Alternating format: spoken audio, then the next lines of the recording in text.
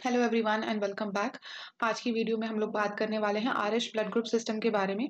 इससे पहले हम लोग एबीओ ब्लड टाइप्स की बात कर चुके हैं। अगर आप लोगों ने वो वीडियो नहीं देखी है तो देख लेना, ताकि आप लोगों को ये जो वीडियो है वो अच्छे तरीके से समझ में आ जाए। तो एबीओ ब्लड टाइप्स में हमने बात की थी कि 4 तरीके के ब्लड ग्रुप्स होते हैं, ए बी और ओ। और इनमें क्या डिफरेंस होता है, इनके जो ऑर्गेनिजम्स के जो रेड ब्लड सेल्स होते हैं उनके ऊपर डिफरेंट डिफरेंट एंटीजेंस और एंटीबॉडीज प्रेजेंट होती हैं। तो अगर हम ए ब्लड ग्रुप की बात करें तो हमने देखा था कि ऐसे ऑर्गेनिजम्स जिनके आरबीसी के ऊपर ए एंटीजन प्रेजेंट है और बी एंटीबॉडी प्रेजेंट होगी, तो ब्लड ग्रुप होगा ए। जिन ऑर्गेनिजम्स के आरबीसीज के ऊपर बी एंटीजन प्रेजेंट होगा और एंटीबॉडी यहां पर होगी ए, तो ब्लड ग्रुप होगा B. A B blood group के केस में जो आरबीसीज होंगे उनके ऊपर ए और बी एंटीजन दोनों प्रेजेंट होंगे और कोई भी एंटीबॉडी प्रेजेंट नहीं होगी। और ओ ब्लड ग्रुप के केस में हमने देखा था कि ऑर्गेनिज्म के जो रेड ब्लड सेल्स हैं उनके ऊपर कोई भी एंटीजन प्रेजेंट नहीं था और एंटीबॉडीज ए और बी दोनों ही प्रेजेंट थी। ये तो हो गई ए बी और ओ ब्लड ग्रुप के बारे में बात। लेकिन हमसे कोई पूछे कि आपका ब्लड ग्रुप क्या है, तो हम ये तो नहीं बोलते कि ए है या बी है या ए बी है या ओ है।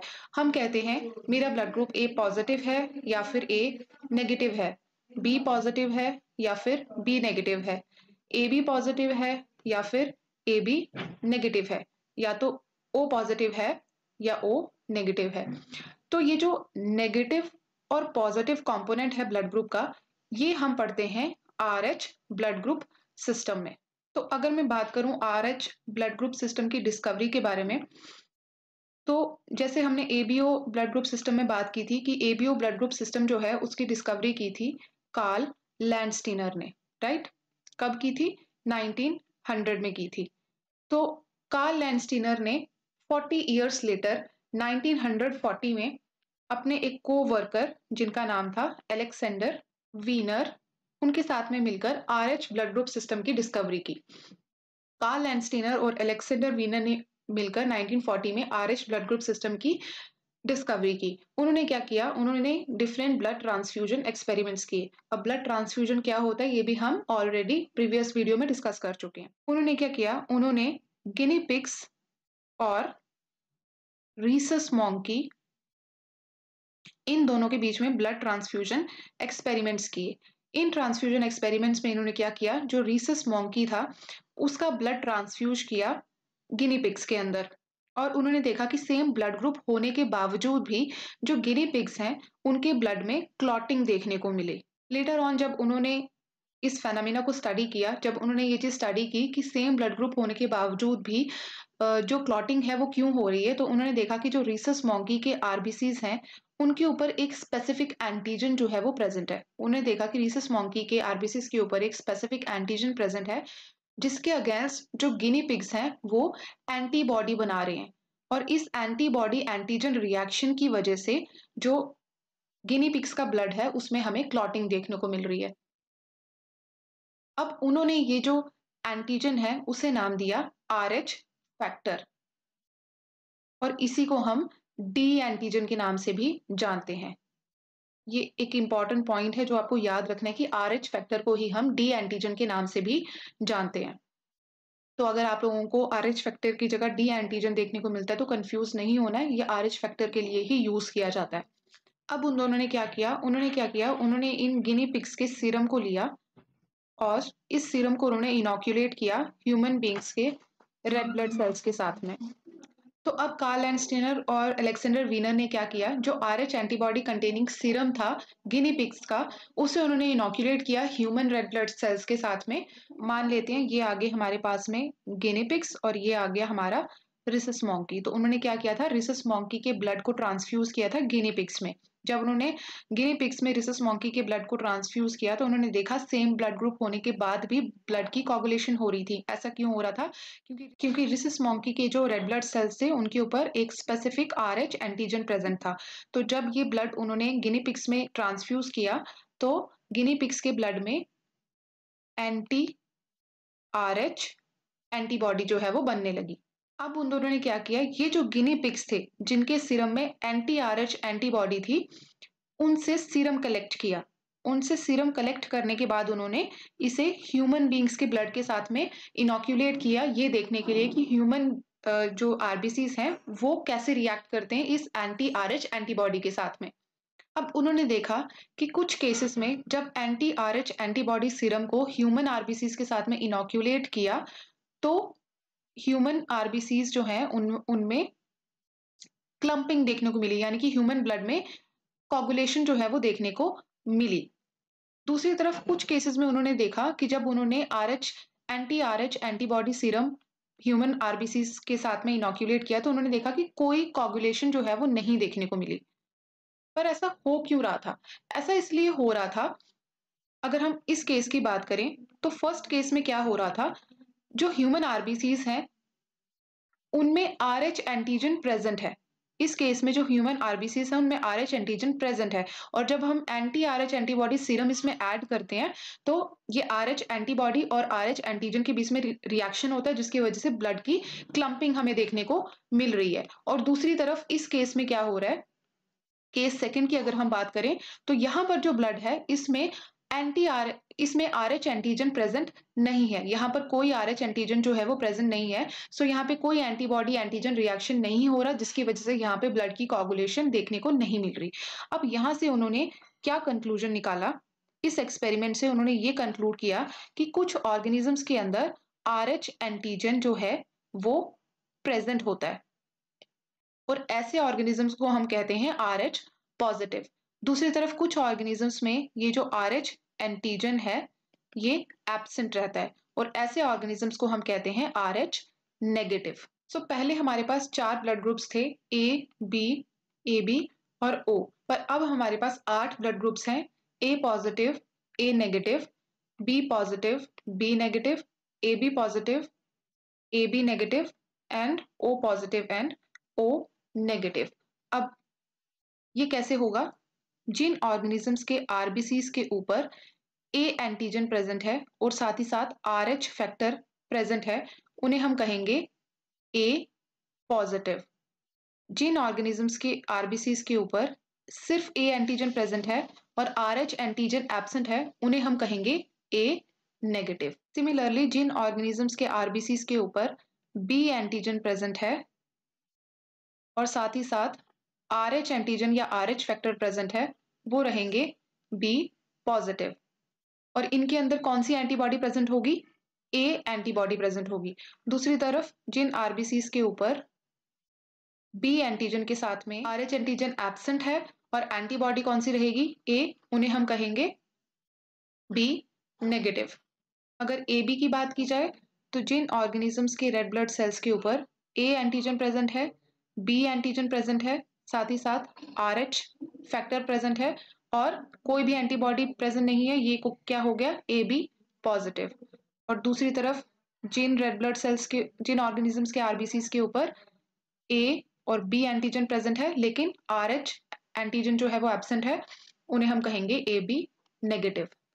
ओ के केस में जिन ऑर्गेनिजम्स के रेड ब्लड सेल्स के ऊपर कोई भी एंटीजन प्रेजेंट नहीं है लेकिन आरएच एंटीजन प्रेजेंट है, ए बी एंटीजन जो है वो एब्सेंट है लेकिन आरएच एंटीजन प्रेजेंट है, और साथ ही साथ ओ के केस में क्या होता है, हमारे पास ए और बी एंटीबॉडी दोनों प्रेजेंट रहती हैं, तो इन्हें हम कहेंगे ओ पॉजिटिव। और अगर किसी ऑर्गेनिज्म के रेड ब्लड सेल्स के ऊपर कोई भी एंटीजन प्रेजेंट नहीं है, आरएच एंटीजन भी एब्सेंट है, सिर्फ एंटीबॉडीज प्रेजेंट है, ए और बी एंटीबॉडीज, तो इस ऑर्गेनिज्म का ब्लड ग्रुप क्या होगा, ओ नेगेटिव। अब यहाँ से जो हमारा यूनिवर्सल एक्सेप्टर और डोनर का कॉन्सेप्ट है वो भी थोड़ा सा चेंज हो जाता है। पहले हमने पढ़ा था कि जो ए बी ब्लड ग्रुप होता है वो क्या होता है, यूनिवर्सल रेसिपिएंट, यानी कि वो किसी से भी ब्लड ले सकता है, और जो ओ ब्लड ग्रुप होता है वो क्या होता है, यूनिवर्सल डोनर, यानी कि वो किसी को भी अपना ब्लड डोनेट कर सकता है। लेकिन आरएच फैक्टर की डिस्कवरी के बाद से ये कॉन्सेप्ट भी चेंज हो गया। अब क्या हो गया, अब हमारे पास 2 तरह के ए बी प्रेजेंट है, A B positive blood group और दूसरी तरफ A B negative blood group, right. अगर ए बी पॉजिटिव की हम बात करें तो यहाँ पे जो रेड ब्लड सेल्स हैं उनके ऊपर क्या प्रेजेंट है, ए एंटीजन, बी एंटीजन और आरएच फैक्टर। और अगर हम ए बी नेगेटिव की बात करें तो इनके आरबीसीज के ऊपर क्या प्रेजेंट है, सिर्फ ए एंटीजन और बी एंटीजन नेगेटिव है, इसका मतलब आरएच जो है वो यहाँ पर एब्सेंट है। तो अगर हम इसकी बात करें, ए बी नेगेटिव की अगर हम बात करें, अगर हम पहले तो हम इसे ए ब्लड ग्रुप दे रहे थे, राइट? अब मान लेते हैं हमने इस ऑर्गेनिज्म को ए पॉजिटिव ब्लड जो है वो दे दिया। ए पॉजिटिव ब्लड दे दिया यानी कि जो हमारा रेसिपिएंट है वो RH नेगेटिव है, यानी कि उसके पास में RH एंटीजन जो है वो प्रेजेंट नहीं है। ए पॉजिटिव के पास में RH एंटीजन प्रेजेंट है। अब जब इस ऑर्गेनिज्म की बॉडी में RH एंटीजन एंटर करेगा तो इस ऑर्गेनिज्म की बॉडी जो है वो एंटी RH एंटीबॉडी बनाना शुरू कर देगी। और जैसे ही इस ऑर्गेनिज्म की बॉडी एंटी RH एंटीबॉडी बनाएगी, यहाँ पर क्या होगा, ब्लड की क्लॉटिंग होना शुरू हो जाएगी। तो ब्लड ट्रांसफ्यूजन जो है वो क्या हो जाएगा, फेल हो जाएगा। और इस रिएक्शन को हम नाम देते हैं HTR रिएक्शन, यानी कि होम्योलिटिक ट्रांसफ्यूजन रिएक्शन। ये भी एक इंपॉर्टेंट टर्म है जिसे आपको याद रखना है, इसे आप नोट डाउन कर लो। HTR यानी कि हेमोलिटिक ट्रांसफ्यूजन रिएक्शन। ये कब होता है, जब हम किसी RH नेगेटिव ऑर्गेनिज्म को RH पॉजिटिव ऑर्गेनिज्म का ब्लड जो है वो ट्रांसफ्यूज कर देते हैं। यहाँ पे हेमोलिटिक का मतलब क्या है, हेम यानी कि ब्लड, और लिटिक जो है ये लिसिस वर्ड से आया यानी कि ब्रेक डाउन। तो ये यहाँ पे क्या होता है, हमारे जो आरबीसीज होते हैं उनका ब्रेक डाउन होना शुरू हो जाता है। तो इस रिएक्शन को हम कहते हैं हेमोलिटिक ट्रांसफ्यूजन रिएक्शन। दूसरी तरफ अगर अब हम ए बी पॉजिटिव की बात करें, तो ए बी पॉजिटिव के केस में क्या होता है, जो रेड ब्लड सेल्स होते हैं ऑर्गेनिज्म के, उनके पास में ए एंटीजन भी है, बी एंटीजन भी है और RH एंटीजन भी है। तो इस केस में क्या होता है, हम कोई भी ब्लड ग्रुप जो है वो ट्रांसफ्यूज कर सकते हैं, क्योंकि इस केस में अगर हम ए पॉजिटिव ट्रांसफर करेंगे तो ए पॉजिटिव के पास में क्या होता है, ए होता है और साथ ही साथ RH फैक्टर प्रेजेंट होता है। तो RH फैक्टर जो है वो ए बी पॉजिटिव के पास में ऑलरेडी प्रेजेंट है, तो इस केस में कोई भी प्रॉब्लम नहीं होगी, कोई भी RH एंटीबॉडी प्रोड्यूस नहीं होगी और ब्लड की क्लॉटिंग देखने को नहीं मिलेगी। सिमिलरली ए नेगेटिव भी अगर हम करेंगे तो ए नेगेटिव के पास में तो ए और कुछ भी नहीं है, तो यहाँ पे RH एंटीजन तो प्रेजेंट ही नहीं है, तो अगेन कोई प्रॉब्लम नहीं होगी। Similarly B positive, B negative, A B positive, A B negative, O positive, O negative, सभी ब्लड ग्रुप्स जो है वो हम ए बी पॉजिटिव ऑर्गेनिज्म को ट्रांसफ्यूज कर सकते हैं। तो अब हमारा ये जो ए बी पॉजिटिव ऑर्गेनिज्म है ये क्या हो गया, हमारा यूनिवर्सल एक्सेप्टर या फिर यूनिवर्सल रेसिपिएंट। तो अब यूनिवर्सल रेसिपिएंट और डोनर की जो डेफिनेशन थी हमारी वो थोड़ी सी यहाँ पर चेंज हो गई। अब हम ये नहीं बोलेंगे कि ए बी ब्लड ग्रुप जो है वो यूनिवर्सल रेसिपिएंट है, क्योंकि ए बी नेगेटिव जो है वो यूनिवर्सल रेसिपिएंट नहीं है। जो हमारा A B positive blood group है वो होता है यूनिवर्सल रेसिपिएंट। अब मैं अगर ओ ब्लड ग्रुप की बात करूं तो ओ भी हमारे पास दो हो गए, ओ पॉजिटिव भी हो गया और ओ नेगेटिव भी हो गया। ओ पॉजिटिव के केस में क्या होगा, जो रेड ब्लड सेल्स हैं उनके पास में क्या प्रेजेंट है, RH एंटीजन प्रेजेंट है और एंटीबॉडीज आप लोगों को पता ही है, ओ एंटी ए और एंटी बी एंटीबॉडीज जो है वो प्रेजेंट रहती हैं। और ओ नेगेटिव के केस में रेड ब्लड सेल्स के ऊपर क्या प्रेजेंट है, कोई भी एंटीजन प्रेजेंट नहीं है, RH एंटीजन भी यहाँ एब्सेंट है और एंटी ए और एंटी बी आप लोगों को पता है ओ के केस में प्रेजेंट रहती ही हैं। अब इस केस में क्या होगा, अगर हम ओ पॉजिटिव की बात करें तो ओ पॉजिटिव के पास में RH एंटीजन जो है वो प्रेजेंट है। तो पहले तो हम बोल रहे थे कि जो ओ ब्लड ग्रुप होता है वो यूनिवर्सल डोनर होता है, लेकिन अब हम ओ पॉजिटिव को यूनिवर्सल डोनर नहीं बोल सकते, क्योंकि मान लेते हैं हम ओ पॉजिटिव को डोनेट कर रहे हैं, किसे, ए नेगेटिव को डोनेट कर रहे हैं। तो अगर हम ए नेगेटिव को डोनेट कर रहे हैं तो ए नेगेटिव के पास तो RH एंटीबॉडी है ही नहीं। अब इस रेसिपिएंट से जब RH एंटीबॉडी ए नेगेटिव वाले ऑर्गेनिज्म की बॉडी में एंटर करेगी तो इस ऑर्गेनिज्म की बॉडी एंटी RH एंटीबॉडी जो है वो बनाना शुरू कर देगी, और ये जो एंटी RH एंटीबॉडी है ये इन नए आरबीसीज को क्या करेगा, ब्रेक डाउन करने, इनका ब्रेक डाउन करना शुरू हो जाएगा और ब्लड की यहाँ पे हमें क्लॉटिंग देखने को मिलेगी। लेकिन अगर हम ओ नेगेटिव की बात करें तो ओ नेगेटिव के केस में हमें RH एंटीजन जो है वो नहीं देखने को मिलता, तो ओ नेगेटिव जो है ये किसी को भी अपना ब्लड जो है डोनेट कर सकता है। तो ओ नेगेटिव को अब हम क्या बोलेंगे, यूनिवर्सल डोनर बोलेंगे। तो ओ नेगेटिव जो है ये हो गया हमारा यूनिवर्सल डोनर और ए बी पॉजिटिव हो गया हमारा यूनिवर्सल रेसिपिएंट। अब ये चीज आप लोगों को अच्छे से रिमाइंड कर लेनी है, क्योंकि ये आपसे एग्जाम में पूछा जा सकता है। और साथ ही साथ मैंने आप लोगों को क्या बताया, HTR के बारे में मैंने आपको बताया, होम्योलिटिक ट्रांसफ्यूजन रिएक्शन, जिसमें क्या होता है, अगर हम किसी RH पॉजिटिव ऑर्गेनिज्म का ब्लड RH नेगेटिव ऑर्गेनिज्म में ट्रांसफ्यूज कर देते हैं, तो जो RH नेगेटिव ऑर्गेनिज्म की बॉडी है वो क्या करती है, एंटी RH एंटीबॉडीज बनाना शुरू कर देती हैं। और ये जो एंटी RH एंटीबॉडीज हैं, ये जिन रेड ब्लड सेल्स को हमने ट्रांसफ्यूज किया है उनके ऊपर एंटीजन प्रेजेंट है, कौन सा, RH पॉजिटिव एंटीजन प्रेजेंट है। तो यहाँ पर एंटीबॉडी एंटीजन रिएक्शन जो है वो RH पॉजिटिव एंटीजन और RH नेगेटिव एंटीबॉडी के बीच में होता है, जिसकी वजह से क्या होता है, ब्लड की क्लॉटिंग होना शुरू हो जाती है और जो रेड ब्लड सेल्स हैं उनका क्या होने लगता है, ब्रेक डाउन होना शुरू हो जाता है और इसे हम कहते हैं HTR, यानी कि हेमोलिटिक। हेमोलिटिक वर्ड को मैंने आप लोगों को बता दिया, हेम का मतलब होता है रेड ब्लड सेल्स और लिसिस का मतलब होता है ब्रेक डाउन। और इस डिजीज, इस प्रॉब्लम को हम कहते हैं हेमोलिटिक ट्रांसफ्यूजन रिएक्शन। ये आप लोगों को याद रखना है, ये आपसे एग्जाम में पूछा जा सकता है।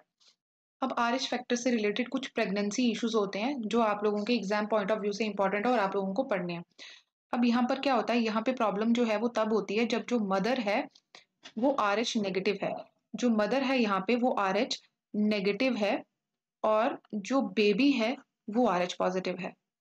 मान लेते हैं यहाँ पे जो बेबी है वूम्ब के अंदर, वो क्या है, ये जो बेबी है ये क्या है, ये RH पॉजिटिव है और ये आ गई हमारे पास प्लेसेंटा।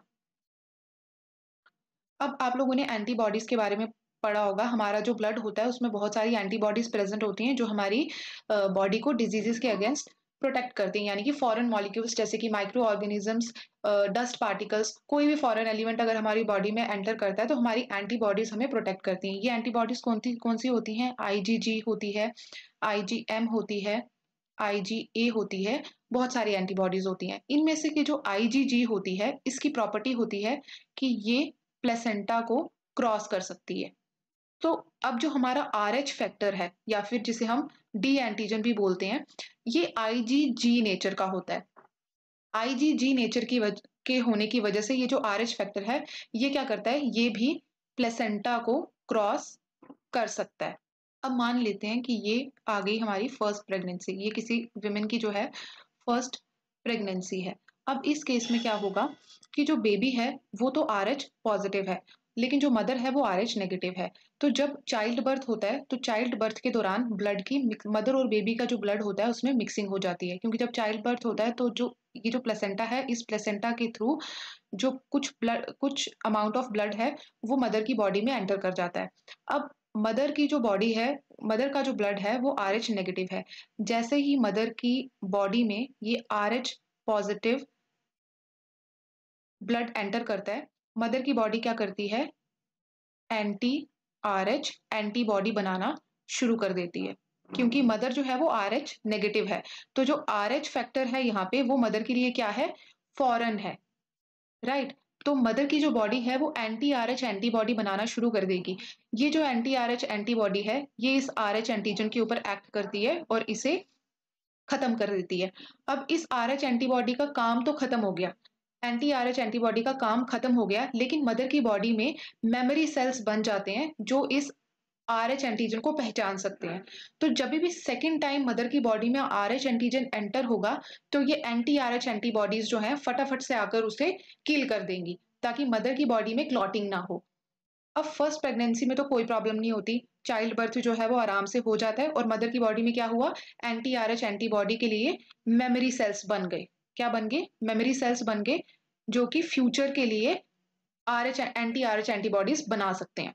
अब सेकेंड प्रेगनेंसी में क्या होगा, जो फीटस है वो RH पॉजिटिव भी हो सकता है और RH नेगेटिव भी हो सकता है। अगर तो RH नेगेटिव है तो कोई प्रॉब्लम नहीं है, लेकिन अगर RH पॉजिटिव है तो क्या होगा, तो हमारी जो एंटी RH एंटीबॉडी होगी वो क्या करती है, वो प्लेसेंटा को क्रॉस कर सकती है। अब क्या होगा, ये जो फीटस है ये RH पॉजिटिव है। चाइल्ड बर्थ के दौरान अब जब ब्लड की मिक्सिंग होगी तो मदर की बॉडी से ये जो एंटी RH एंटीबॉडी है ये प्लेसेंटा के थ्रू फीटस में एंटर हो जाएगी, क्योंकि मदर की बॉडी में एंटी RH एंटीबॉडी जो है वो प्रेजेंट है। तो ये जो एंटी RH एंटीबॉडी है ये क्या करेगी, प्लेसेंटा के थ्रू फीटस के अंदर एंटर करेगी। फीटस के जो रेड ब्लड सेल्स हैं उनके ऊपर क्या प्रेजेंट है, RH एंटीजन प्रेजेंट है। यहाँ पे एंटीबॉडी फीटस के जो ब्लड है वहाँ पे एंटीबॉडी एंटीजन रिएक्शन होगा। फीटस के जो रेड ब्लड सेल्स हैं उनके ऊपर क्या प्रेजेंट है, RH एंटीजन प्रेजेंट है। अब मदर की बॉडी से एंटी RH एंटीबॉडी प्लेसेंटा के थ्रू एंटर हो गई है फीटस के अंदर। यहाँ पे एंटीबॉडी एंटीजन रिएक्शन होगा जिसकी वजह से क्या होगा, फीटस के जो रेड ब्लड सेल्स हैं उनका लिसिस होना शुरू हो जाएगा, यानी कि जो रेड ब्लड सेल्स हैं वो डिस्ट्रॉय होना शुरू हो जाएंगे फीटस के अंदर, और ये कंडीशन जो है ये फेटल हो सकती है। यहाँ पे क्या होता है, फीटस की डेथ भी हो सकती है, या फिर जो बेबी है उसे अनीमिया हो सकता है, जॉइंडिस हो सकता है, और बेबी जो है उसके सर्वाइवल के चांसेस जो है वो क्या हो जाते हैं, कम हो जाते हैं। इस कंडीशन को हम कहते हैं HDN। HDN का मतलब होता है haemolytic disease of newborn. Again यहाँ पे हेम वर्ड जो है ये आ जाता है आरबीसीज के लिए, और लिटिक वर्ड जो है वो लिसिस से आया है, इसका मतलब है ब्रेक डाउन। इसका एक और नाम होता है इरिथ्रोब्लास्टोसिस फेटलिस। अगेन यहाँ पे इरिथ्रो वर्ड जो है ये किसके लिए है, आरबीसीज के लिए है, और ब्लास्टोसिस का मतलब होता है डिस्ट्रक्शन। और किसके आरबीसीज का डिस्ट्रक्शन हो रहा है, फीटस के। तो इस तरीके से आप नाम याद रख सकते हो, इरिथ्रोब्लास्टोसिस फिटलिस। अब इस चीज का सोल्यूशन क्या हो सकता है, तो इसमें क्या होता है, फर्स्ट प्रेगनेंसी के बाद में जब पहली बार मदर और जो फीटस है उसके ब्लड की मिक्सिंग होती है और मदर की बॉडी में RH पॉजिटिव एंटीजन जो है वो एंटर करता है, तो हम मदर को इंजेक्ट कर देते हैं विद एंटी RH एंटीबॉडी। ऐसा क्यों करते हैं, क्योंकि जब हम बाहर से एंटी RH एंटीबॉडी इंजेक्ट करते हैं तो ये जो बाहर से इंजेक्ट की हुई एंटी RH एंटीबॉडी है ये क्या करती है, RH एंटीजन को डिस्ट्रॉय कर देती है। और मदर की बॉडी में क्या होता है, नेचुरल एंटीबॉडीज नहीं बनती। अगर नेचुरल एंटीबॉडीज नहीं बनेगी तो मेमोरी सेल्स नहीं बनेंगे, और मेमोरी सेल्स नहीं बनेंगे तो जो सेकेंड प्रेगनेंसी होती है उसमें कोई प्रॉब्लम नहीं होती। तो ये इस चीज का सॉल्यूशन होता है। तो आज हमने बात की RH ब्लड ग्रुप सिस्टम के बारे में, जहाँ पे हमने बहुत सारी इंपॉर्टेंट चीजें डिस्कस की, और यहाँ ये एग्जाम पॉइंट ऑफ व्यू से भी बहुत इंपॉर्टेंट है, क्योंकि जैसे हमने यहाँ पे HTR के बारे में पढ़ा, हमने HDN के बारे में पढ़ा जिसका दूसरा नाम क्या है, इरिथ्रोब्लास्टोसिस फिटलिस, राइट। इसके अलावा हमने पढ़ा कि जो RH फैक्टर होता है उसको हम डी एंटीजन भी बोलते हैं। तो ये इस टॉपिक के कुछ हाईलाइटेड पॉइंट्स हैं जहाँ से आप लोगों को सीधे सीधे क्वेश्चंस जो हैं वो देखने को मिल सकते हैं एग्जाम में। तो ये अपने आप में एक इम्पॉर्टेंट टॉपिक है जो आपको पता होना चाहिए। तो आज की वीडियो में इतना ही, नेक्स्ट वीडियो में मिलेंगे हम नई टॉपिक के साथ में। अगर आप